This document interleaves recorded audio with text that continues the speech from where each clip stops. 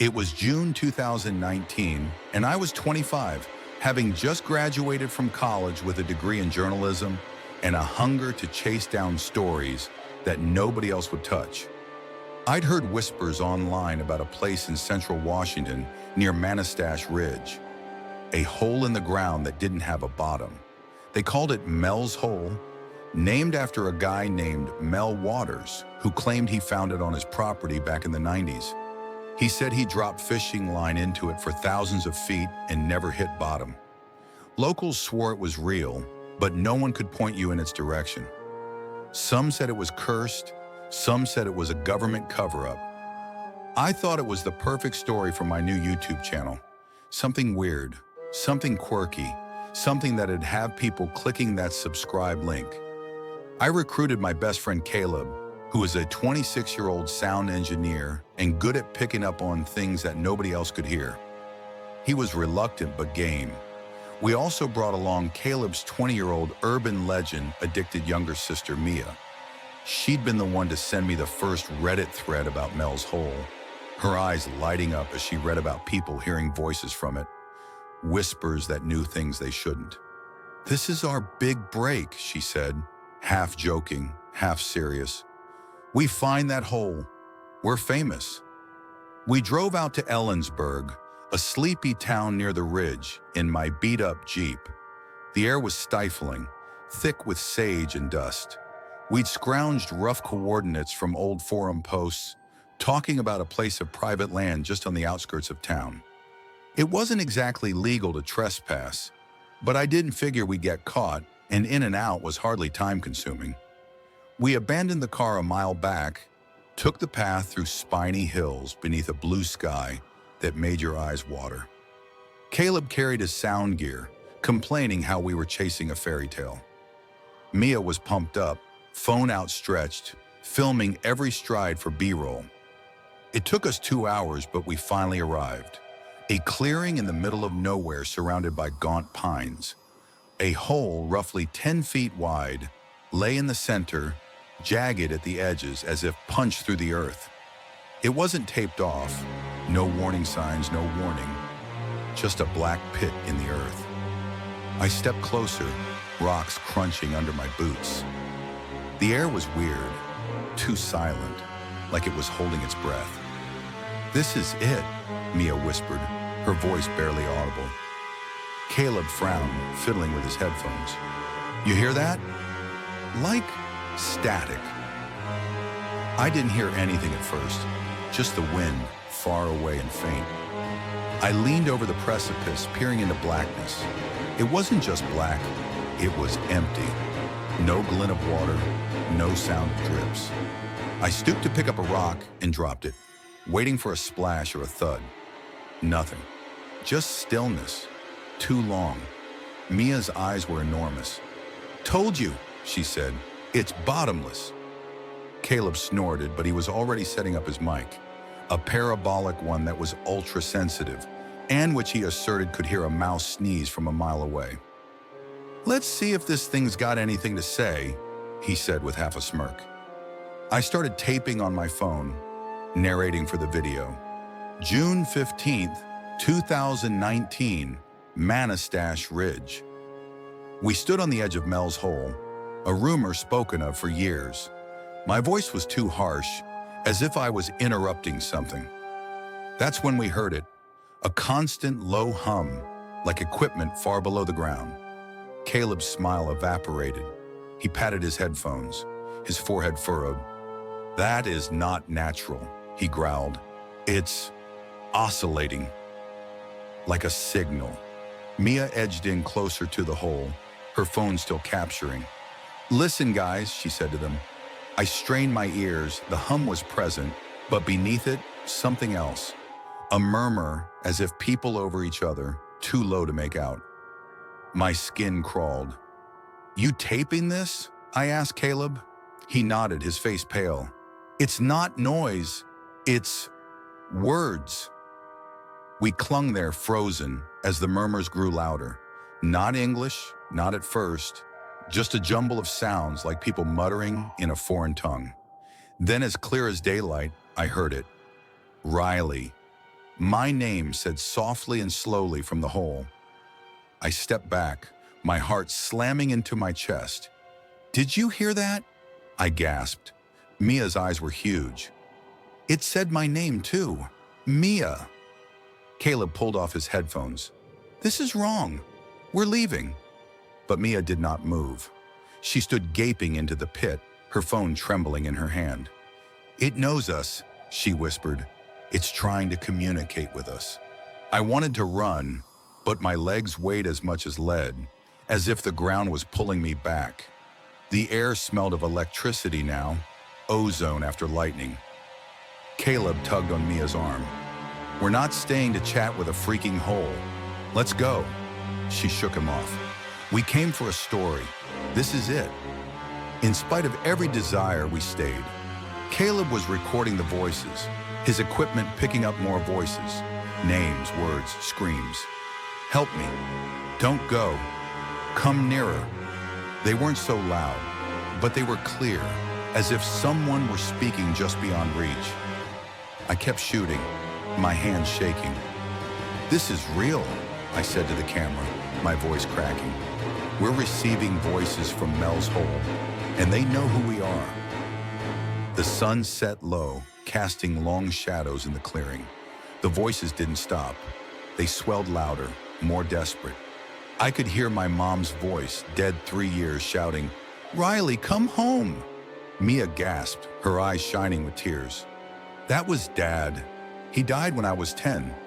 Caleb's face was pale. "I heard my grandma. She's alive, but it was her." We weren't scared anymore. We were coming undone. Mia edged closer to the hole. Too close. "Mia, back off," I growled. She didn't. "They're not whispers," she breathed. "They're trapped. They need us." Caleb charged at her, but she fell to her knees, staring down into the blackness. "I see something," she whispered. "Lights below." I pulled at her shoulder, trying to get her back. "There's nothing down there. We're leaving, first thing."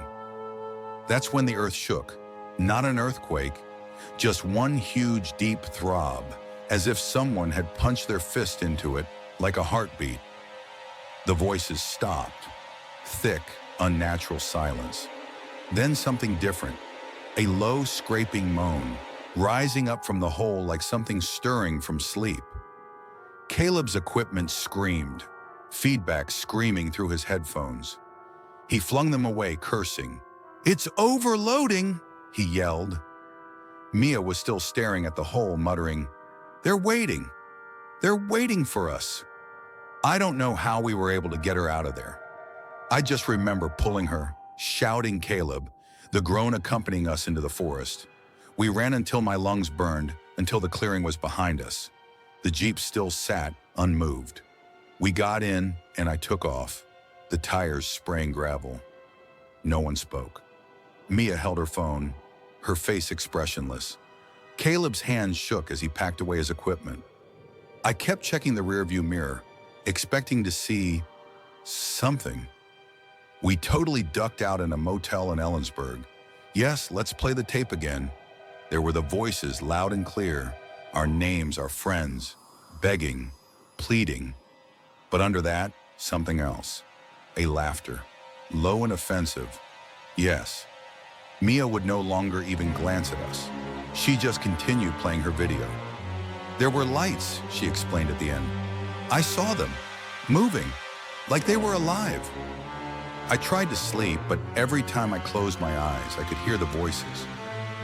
Caleb stayed awake, trying to find something on the internet about Mel's Hole. He found a few posts, old ones, from people who'd gone out searching. Most never posted again. One guy in 2002 said he heard his dead brother's voice coming from the hole. He said it spoke to him, told him things about the world, about what's really below. His last tweet was a warning: don't listen too long. It changes you. The next morning, Mia disappeared. Her phone, her backpack, all of it gone. We called the police, told them she'd wandered off somewhere, but we never mentioned the hole. How could we? They looked where she'd wandered, but they couldn't find anything. I went back to the clearing with Caleb, against all the senses we shared. The hole was still there, but it looked changed, smaller maybe, or edges less sharp, as if it had shifted in the night. We didn't stick around. Something was off again, and I could have sworn I heard my name far away from underneath. Caleb never addressed me again after that. He deleted the file, fried his hard drive, told him he couldn't listen to it anymore, couldn't risk it. I held on to my footage though.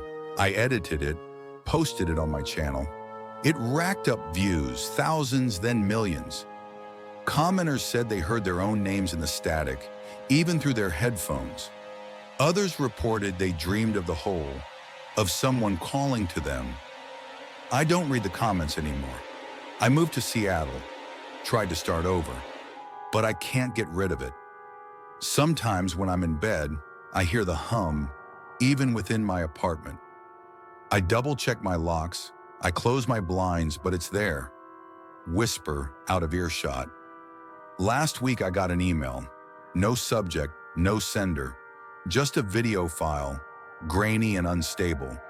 It was Mia at the edge of the hole, her face empty. She addressed the camera and said, "They're not done with you, Riley."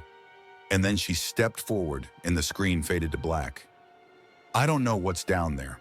I don't know if it's a gateway to another world, or if it's alive, or if it's just hungry. But I do know it's not a myth. Mel's hole is real, and it's still out there, waiting. Story number 2. Rachel, 29, a Raleigh graphic designer, was burned out on freelance deadlines and a messy breakup. She needed a break, a place to escape it all, and find herself again. She found an Airbnb listing for a cabin, an A-frame in the Blue Ridge Mountains, surrounded by pines, with a stone fireplace and a promise of seclusion. It sounded perfect. She tossed her sketchbook, some clothes, and a bottle of Pinot Noir into a bag, imagining a week of drawing, hiking, and maybe figuring out what came next in her life. She drew in on a sultry July afternoon, the air humming with cicadas and thick with the scent of sap. The cabin was small but snug, with weathered wood walls and a faintly musty smell, as though it hadn't been aired out in a while. The host had left a note, penned in handwriting. "Welcome.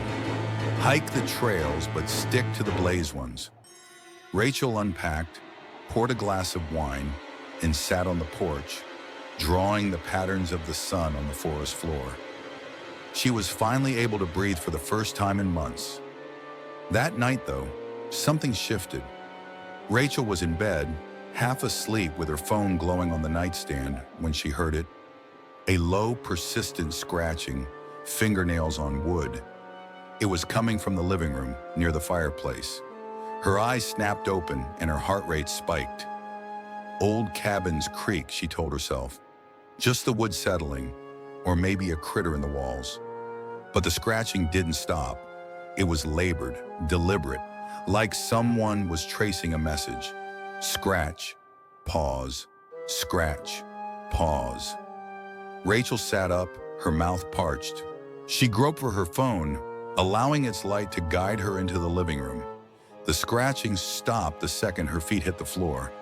The fireplace was dark, the room quiet, but the air felt electric, like she'd walked into a room where a battle had just ended. She checked the windows, the door, everything was locked. "You're fine," she whispered, her voice shaky in the silence. She went back to bed, but her nerves were shot, and every creak of the cabin felt like a warning. The next morning, Rachel shook it off. She was here to relax, not jump at shadows. She decided to explore the trails behind the cabin, hoping fresh air would clear her head. The path was narrow, overgrown with ferns, and extended deeper into the woods than she had expected. At about 15 minutes down the trail, she found a clearing, a ring of bare ground, some 10 feet across, circled by trees that seemed to be leaning away from it. The ground was sunken, as though something had been pressing it down for years. No grass, no weeds, just bare earth. It didn't feel right. how the woods seemed to be holding their breath around it. Rachel's chest tightened, but she told herself it was nothing. An old campsite, maybe. She sketched it, her pencil stroke sharp and angular, and then returned to the cabin. That night, the scratching came back, louder, and it wasn't only at the fireplace. It moved, creeping along the walls, kitchen to bedroom, like something was pacing the edge of the cabin. Rachel was paralyzed in bed, phone in hand, taking quick breaths. She tried to record the noise, but it was too quiet, like it was just out of earshot. She texted her friend Leah, a bartender in Raleigh who always had a wisecrack reply. "Old cabin, probably rats," Leah texted back. "Or you're starring in your own horror movie. Call me tomorrow." Rachel didn't laugh. She stayed up, lights on, listening as the scratching faded at dawn. She spent the next day searching the cabin for answers. Loose boards, pipes, anything. Nothing explained it. She thought about packing up and leaving, but she'd paid for the week, and part of her, the stubborn part, refused to let a weird noise ruin her trip. Anyway, she couldn't shake that clearing, that sunken plot of dirt. It was a hook in her brain, pulling her back. The third night she saw her. Rachel was in the kitchen washing a mug when she glanced at the window above the sink. The glass was black, reflecting her own face, except it wasn't alone. There was another face pressed so close the glass fogged with breath. A woman, young, maybe 20s, with skin as white as moonlight. Dark hair that was tangled and clung to her face as though damp. Milky eyes as though time had filmed them over. But they were trained on Rachel, steady. Her lips moved. Silent words were spoken. And the scratching started up again, right at the window, like fingernails on glass. Rachel screamed, the mug slipping from her hand and shattering in the sink. She stepped back, her heart racing against her chest, and grabbed a knife from the counter. When she turned to glance again, the woman had disappeared. The window was empty, just her own reflection looking back, eyes large and trembling. The scratching stopped, but the air felt thick, like it was pressing down on her, tightening around her lungs. Rachel sat there, knife in hand, until dawn, too scared to move. At daybreak, she was ready to leave. She threw her clothes into her pack, but that clearing still haunted her. She couldn't get the woman's face out of her head, the cloudy eyes, the way her lips moved as if she were trying to say something. Despite every instinct, Rachel made her way back to the clearing. The dirt patch was the same, sunken and bare. But now she noticed something new.